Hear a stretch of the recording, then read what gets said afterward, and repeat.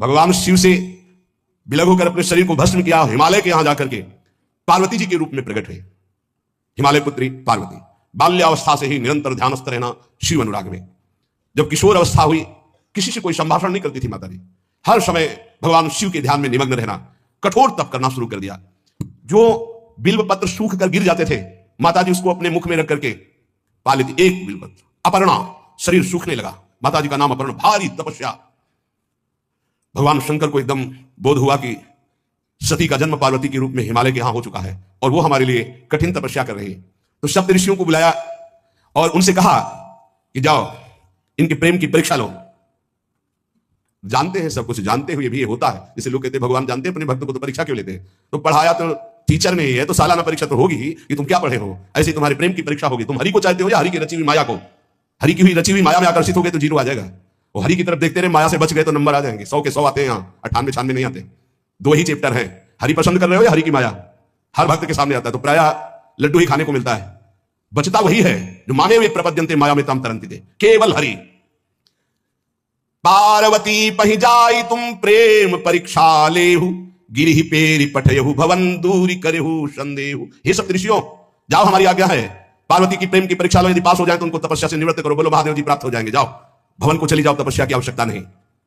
ऋषियों ने जाकर के पार्वती जी को देखा, मानो मूर्तिमान तपस्या विराजमान हो, अस्थिमात्र हुए रहे शरीर, सूखे पत्ते बिल्व के। मुनि बोले, हिमांचल नंदिनी, इतना कठोर क्या प्राप्त करना चाहती हो? किसकी आराधना कर रही हो? तुम्हारा लक्ष्य क्या है? यदि हम सुनने के अधिकारी हो तो आप कृपा करके बता सकती हैं। पार्वती जी ने कहा, मन बड़ा सकुचाता है आपसे ये बताने में। आप लोग कहीं मेरी हंसी ना उड़ा दें जो मेरा लक्ष्य है। मैंने भी बहुत सिखाने की कोशिश की, लेकिन मेरा मन नहीं मान रहा, हट पकड़ लिया है। क्योंकि मेरे गुरुदेव ने मुझे जो आकर के बचपन में बता दिया, मैं वही हृदय से स्वीकार कर ली। मनु हट परा सुनई न सिखावा, चहत बारी पर भीति उठावा। नारद कहा सत्य सुई जाना, बिनु पंखन हम चाहि उड़ाना। मुनियो, वैसे आप भी हंस दोगे, ऐसा लगता है जैसे हम भारी प्रबल धारा में बालू का बांध बनाना चाहती हैं।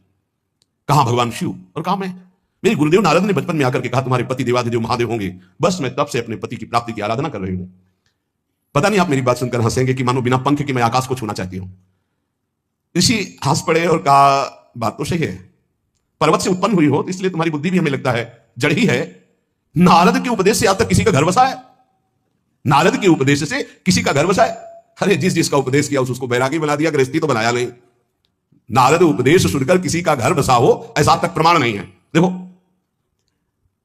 दक्ष के पुत्रों को उपदेश किया, 10,000 को 1,000, लौट कर नहीं है, सब 1000 बार आकर के, सैकड़ों बार आकर महादेव जी भी कहें कि अपने गुरुदेव के वचन छोड़ दो, तो मैं अपने गुरुदेव के वचनों का त्याग करने वाली नहीं। आप जा सकते हैं, बहुत जगत में कुंवारी कन्याएं और कुंवारे वर हैं, उनका ब्याह करा दीजिए। मेरी तो केवल एक ही बात रहेगी, हर जन्म महादेव जी के लिए।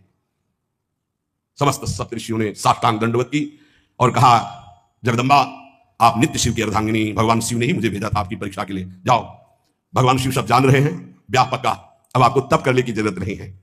तुम माया भगवान शिव, सकल जगत पितुमात, नाई चरण सिर मुनि चले, पुनि पुनि हर्षत गात। प्रणाम करके सप्तऋषि गए, हिमांचल से कहा, सादर अपनी कन्या को लिवा लाओ और ब्याह की तैयारियां शुरू करो। महादेव जी ब्याह के लिए पहले से ही राजी हैं और समस्त देवता ब्रह्मा जी आज उनके पास जा रहे हैं प्रार्थना करने के लिए। इधर जब पार्वती जी को लेकर हिमालय अपने घर पे आते हैं, तब भगवान विष्णु, समस्त देवता, ब्रह्मा जी कैलाश पहुंचे, जहां भगवान शिव विराजमान थे। सबने स्तवन किया और कहा, प्रभु बहुत दिन से एक लालसा है, सकल सुरन के हृदय शंकर परम उछाहु, निज नयन देखा चाहि नाथ तुम्हार विवाह।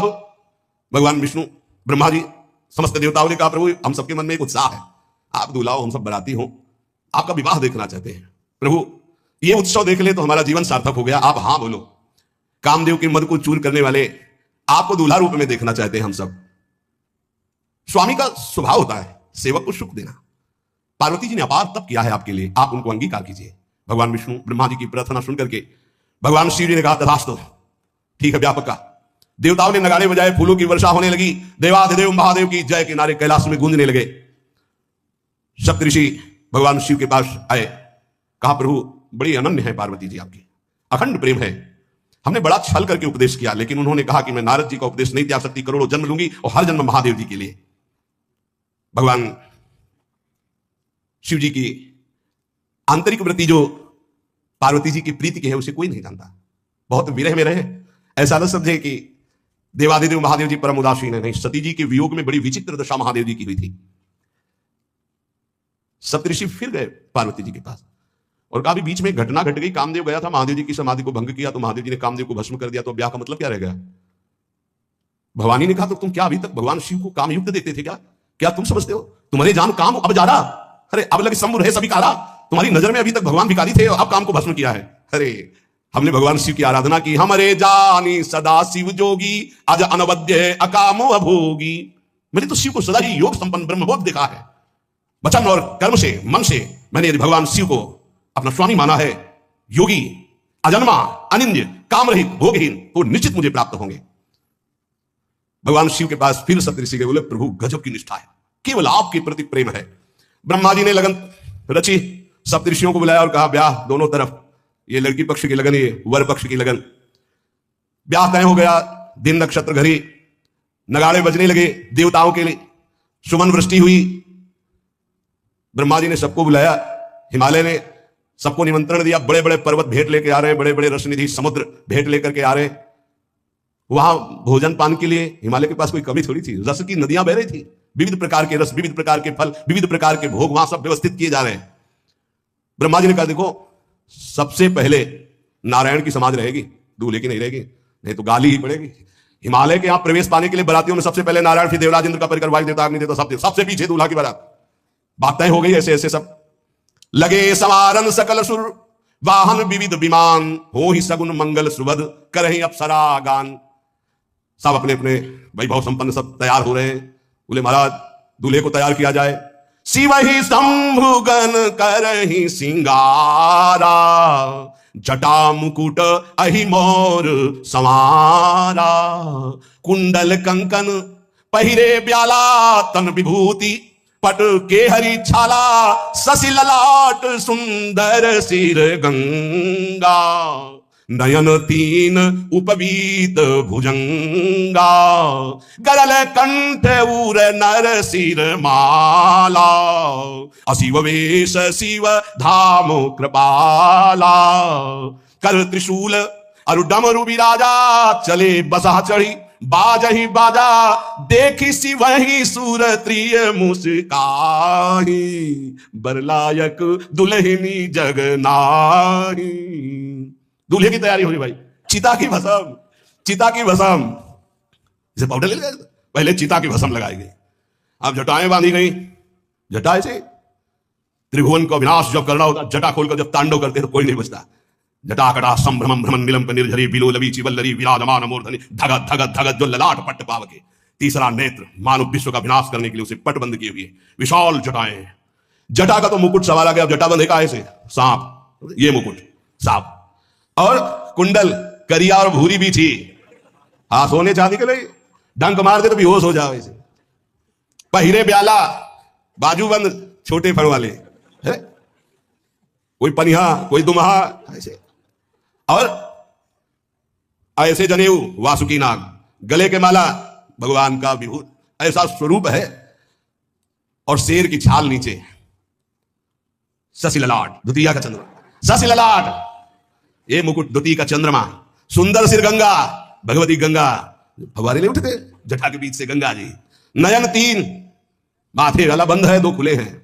उपवीत भुजंगा, जनेऊ वासुकी नाग, गरल कंठ नीलकंठ विष यहां रोके हुए, और मुंडों की माला, हाथ में त्रिशूल, डमरू बंधा हुआ, नंद के स्वर पे सवार। बोले ऐसे दूल्हा के लिए दुल्हन तो त्रिभुवन में नहीं मिलेगी, ऐसा दूल्हा दुल्हन का मिलेगी।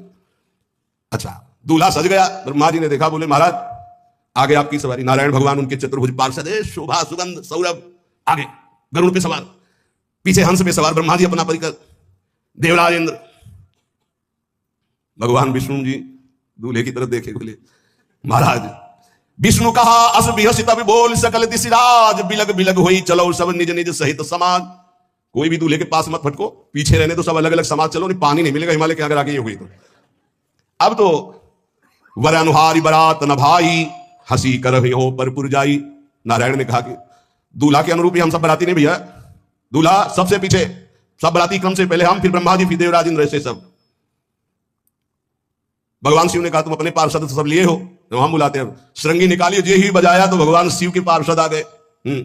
शिव अनुशासन सुनि सब आए, प्रभु पद जलद शीस दिन जय हो महाराज की आज्ञा करो। अरे बोले विवाह है हमारा बहुत दिलों से आओ, गुचप्पा जैसे देखो ना अगिया बेताल।